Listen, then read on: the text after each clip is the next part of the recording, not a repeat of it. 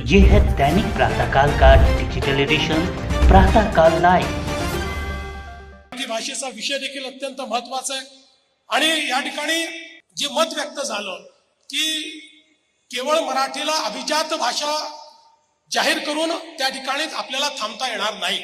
आणि खरं आहे, पहिल्यांदा तर आपल्या सगळ्यांना हा आनंद आहे की अनेक वर्षाचा आपला संघर्ष हा देशाचे प्रधानमंत्री माननीय मोदीजींनी समजून घेतला आणि मराठी भाषा जी अभिजात होतीच, परंतु त्याला अभिजात म्हणून राजमान्यता हवी होती, ती राजमान्यता देण्याचं काम हे आपल्या या देशामध्ये झालं।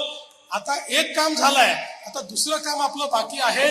या राजमान्यतेचा उपयोग करून आपल्याला या मराठीला लोकमान्यता देखील त्या ठिकाणी सर्व भारतामध्ये मिळवून द्यायची आहे। आणि त्या दृष्टीने मला अतिशय आनंद आहे की मागच्या काळामध्ये 2-4 महिन्यापूर्वी JNU सारख्या दिल्लीच्या प्रतिष्ठित विद्यापीठामध्ये मराठी अभ्यासन सुरू करण्याची संधी मला मिळाली आणि मराठी भाषा अभिजात झाल्यानंतर दिल्लीमध्ये त्या ठिकाणी मराठीचे अभ्यासन आणि त्याचं जे स्वागत त्या ठिकाणी झालं ते पाहून देखील मला अतिशय आनंद झाला।